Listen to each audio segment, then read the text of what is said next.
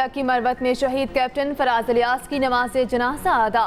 चूनिया में पूरे फौजी एजाज के साथ सुपुर्द खाक। वज़ीर आज़म मोहम्मद शहबाज शरीफ की नमाज जनाजा में शिरकत, जिसने खाकी को कंधा दिया।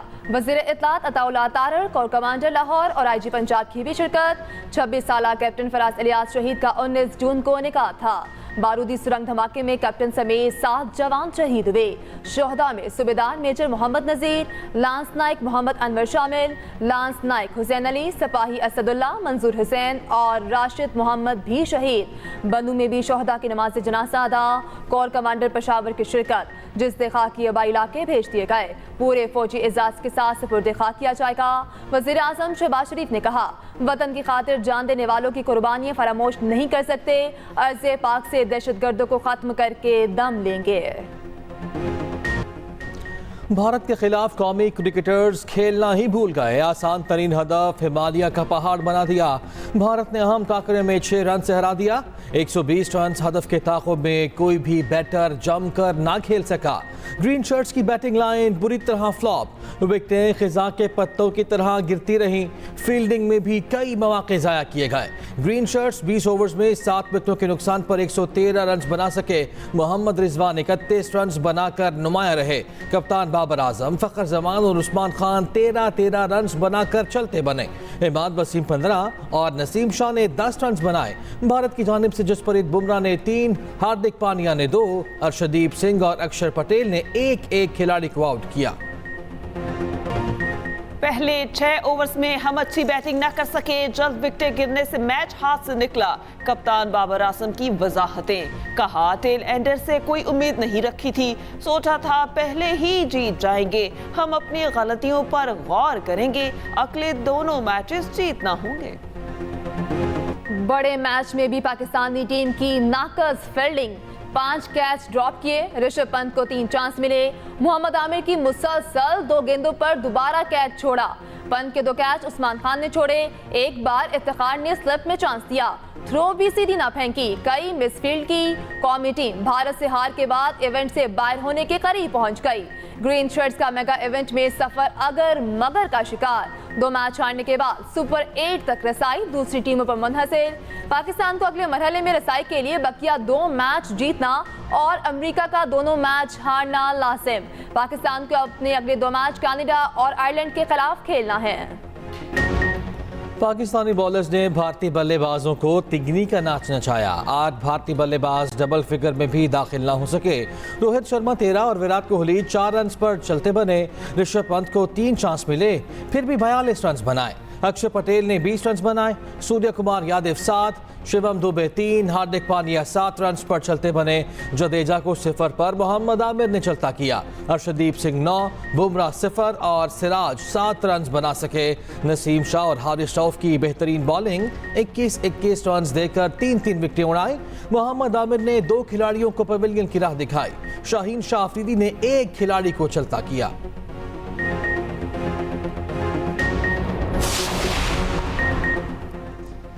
भारत से शिकस्त हर लिहाज से मायूस कुन थी। कौम ऐसी मायूस कुन कारकर्दगी की तवक्को नहीं रखती थी। अच्छी तरह मालूम है कि टीम में चल क्या रहा है। वक्त आ गया कि नए टैलेंट को भी मौका मिलना चाहिए। चेयरमैन PCB मोहसिन नकवी ने न्यूयॉर्क में मीडिया से गुफ्तगू में कहा, लगता था कि क्रिकेट टीम का छोटी सर्जरी से काम चल जाएगा। इंतहाई खराब कारकर्दगी के बाद यकीन हो गया टीम में बड़ी सर्जरी की जरूरत है। हमारा सबसे बड़ा चैलेंज टीम की कारकर्दगी को बेहतर बनाना है। कौम जल्द बड़ी सर्जरी होती देखेगी।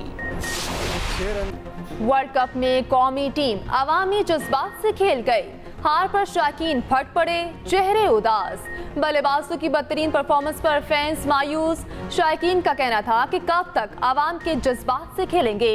शिकस्त के जिम्मेदार बैटर्स हैं। हमारे लिए मिडिल ऑर्डर लम्हा फिक्रिया है। नसीम शाह ने टेल एंडर से आकर अच्छा खेल पेश किया। पाकिस्तानी सोशल मीडिया सारिफीन ने कौमी टीम से मायूसी का इजहार किया। क्रिकेट लवर्स ने मीम्स के जरिए दिल की भड़ास निकाली। जब जीत के आप इतना गरीब हो कि आपने खाने की रात की बुकिंग करा ली हो, आपने सेलिब्रेशन की तैयारी कर ली हो, फिर आप किस तरह हार सकते हैं? ये मैच हमारे हाथों में था। ऐसे वाह वाह। रावलपिंडी आईजेपी रोड पर मुबैना पुलिस मुकाबला, एक डाकू मारा गया और एक फरार। वाकये की सीसीटीवी फुटेज भी सामने आ गई। 2 डाकू 7th रोड पर शहरी से लूट मार कर रहे थे।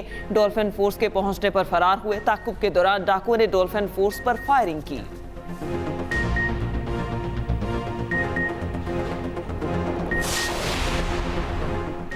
Election commission of Pakistan tribunal की तब्दीली से मुताल्लिक केस का फैसला आज सुनाएगा। 3 बजे का वक्त मुकर्रर, कॉज लिस्ट जारी कर दी गई। इलेक्शन कमीशन ने ट्राइब्यूनल तब्दीली केस से मुताल्लिक जुमे को फैसला महफूज किया था। 2 रोज तक नून लीग और पीटीआई हिमायत याफ्ता उम्मीदवारों के दलाइल सुनेंगे।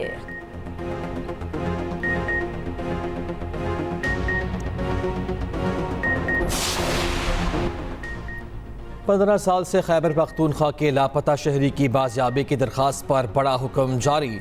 इस्लामाबाद हाई कोर्ट का वफाकी हुकूमत को हारून मोहम्मद के वालिद को 30 लाख रुपए मुआवजा देने का हुक्म। आइंदा समात से कबल मुआवजा अदा करने की हिदायत। अदालत की IG खैबर पख्तूनख्वा को दरख्वास्त गुजार को सिक्योरिटी फराहम करने की हिदायत। इस्लामाबाद हाई कोर्ट के जस्टिस मियां गुल हसन औरंगजेब ने केस की समाअत की।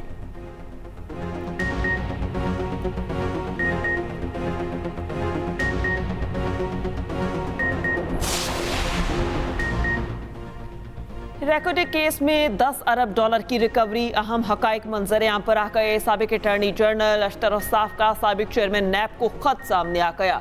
खत में TCC कंपनी अफसरान और मुलाजमीन की इंक्वायरियां खत्म करने की दरख्वास्त। साबिक अटॉर्नी जनरल ने चेयरमैन नैब को खत में तस्वीर की शराइत से आगाह किया। मतन में लिखा, रेकोडिक से मुतालिक तमाम तहकीकात और कार्रवाइयों को मुस्तकबिल और मुस्तकिल बुनियादों पर ख़त्म किया जाए या वापस लिया जाए। तस्वीर और मज़कूरा कंपनी के खिलाफ इंक्वायरियां खत्म करने के लिए 15 दिसंबर की डेडलाइन दी। नैब को ऐसा ना करने पर TCC के साथ तस्वीर खत्म होने से आगाह किया। शरह सूद में कमी होगी या नहीं, स्टेट बैंक की मॉनेटरी पॉलिसी कमेटी का इजलास आज होगा। आइंदा 2 माह के लिए शरह सूद का तयन किया जाएगा।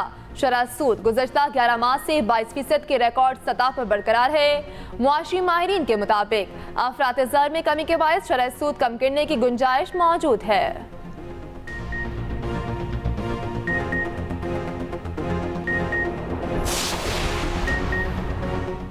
वज़ीर आज़म शहबाज शरीफ की ज़ेर सदारत कौमी इक़्तिसादी काउंसिल का इजलास आज होगा। वफाकी वज़रा और 4 वज़राए आला शिरकत करेंगे। सालाना प्लान 2024-25 की मंजूरी दी जाएगी।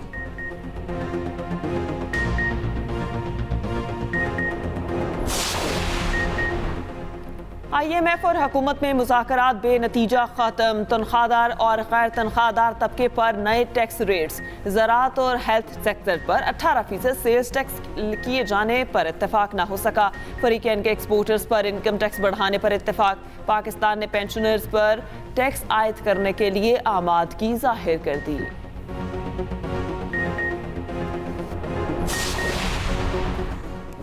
पंजाब गर्मी की शदीद लहर के नरगे में आ गया। लाहौर में पारा कुव्वते बर्दाश्त से बाहर होने लगा। आज मौसम शिद्दत 43 डिग्री तक जा सकती है। PDMA ने पूरे हफ्ते के लिए हीट वेव का अलर्ट जारी कर दिया। आज से बतदरीज गर्मी की शिद्दत में इजाफे का इम्कान। आइंदा 3 रोज में पारा 46 तक पहुंचने का अंदेशा। सुबह में ईद कुर्बान तक मौसम गर्म और खुश्क रहने का इम्कान। उधर KP के चंद इलाकों में आज शाम से बारिश का इम्कान। चित्रा, सवात, दीर, कोहिस्तान और बटग्राम में बादल बरसेंगे। तवानाई के बुनियादी ढांचे में बेहतरी के लिए प्रिंस रहीम आगा खान पेश गिलगित बल्तिस्तान के जिला हुंजा का दौरा। डोईकर सोलर पावर प्लांट फेज 2 और नासिराबाद सोलर पावर प्लांट्स मंसूबों का इफ्तिताह कर दिया। डोईकर पावर प्लांट फेज 1 ने नवंबर 2023 में काम शुरू किया था। नवंबर 2024 तक डोईकर फेज 2 की पैदावारी सलाहियत को बढ़ाया जाएगा।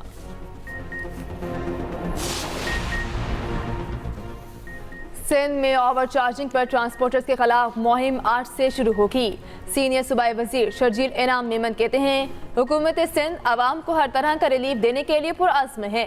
मुसाफिरों को परेशान करने वालों को मुआफ नहीं किया जाएगा।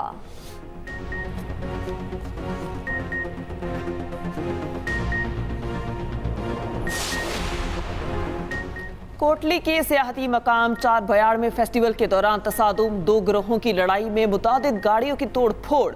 सियाहती मेले में शिरकत के लिए शहरी मुख्तलिफ इलाकों से आए। हंगामा आराई के बाद पुलिस का एक्शन, गिरफ्तारियां जारी।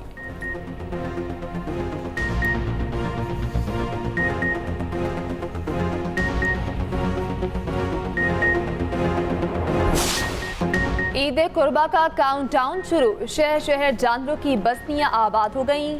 मंडियों में लाखों मवेशी उतर पड़े। खरीदारों के लिए वक्त कम, मुकाबला सख्त। लाहौर में साहिवाल नस्ल के बैल हर तरफ दिखाई देने लगे। कराची की मंडियों में सिब्बी नस्ल के भारी भरकम बैल आ गए।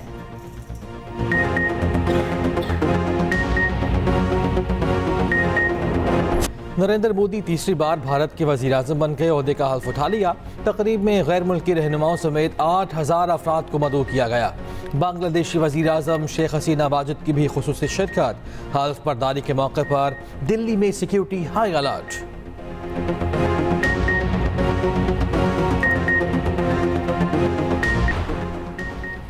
हरदीप सिंह निजर का कत्ल। अल जजीरा की वीडियो रिपोर्ट में नए इंकशाफात। मकतूल को कैनेडियन सरजमीन पर संगीन खतरात लाहक थे। भारतीय एजेंसियां खालिस्तानी रहनुमाओं को जान से मारने की धमकियां देती रहीं। भारत की धमकियों के बावजूद हरदीप अलग रियासत की जदोजहद से न रुके। आखिरी खिताब में कहा, अगर कुछ हुआ तो जिम्मेदार भारतीय हुकूमत होगी। कत्ल से भारत ने पैगाम दिया कि सिखों की तहरीक कभी कामयाब नहीं होने देंगे। कत्ल को 1 साल मुकम्मल होने पर कनाडा में 50,000 से ज्यादा अफराद सड़कों पर निकल आए। इसराइल की फ़लस्तीनियों के खिलाफ वहशियाना कार्रवाइयाँ जारी। यरगमालियों के छुड़ाने के ऑपरेशन में फ़लस्तीनियों का कत्लेआम। शोहदा की तादाद 274 तक जा पहुंची। मकबूजा मगरबी किनारे में फायरिंग से 2 अफराद शहीद। इसराइली जंगी काबीना के अहम रुकन ने इस्तीफा दे दिया। अमरीकी वज़ीर ख़ारजा मकबूजा बैतुल मुक़द्दस जाएंगे। ब्लिंकन वापसी से कबल उर्दन और कतर का भी दौरा करेंगे।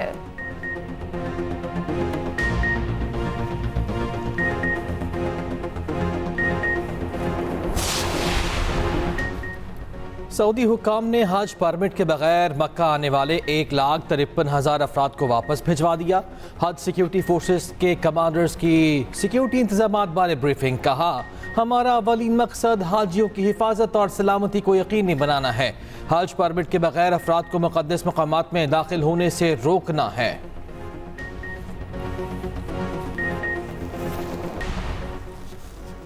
यूरोप की सियासत खतरनाक समत इख्तियार कर गई। यूरोपीय पार्लियामेंट के इंतखाबात में इंतहाई दाएं बाजू की जमातों ने बाएं बाजू को उड़ा के रख दिया।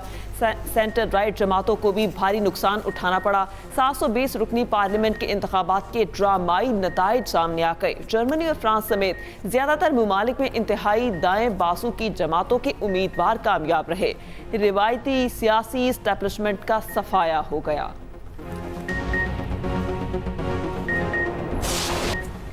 यूरोपीय इलेक्शंस में दाएं बाजू के लीडर के हाथ हुकूमती इत्तेहाद की शिकस्त। फ्रांस के सदर ने मुल्क में कबल अज़ वक्त इंतखाबात का ऐलान कर दिया। ऐवान ज़रीन के इलेक्शंस 30 जून को होंगे। सदर ने कहा, यूरोपीय पार्लियामेंट इलेक्शन के नताइज नज़रअंदाज नहीं किए जा सकते। यूरोप में दाएं बाजू की जमातों का असर बढ़ रहा है।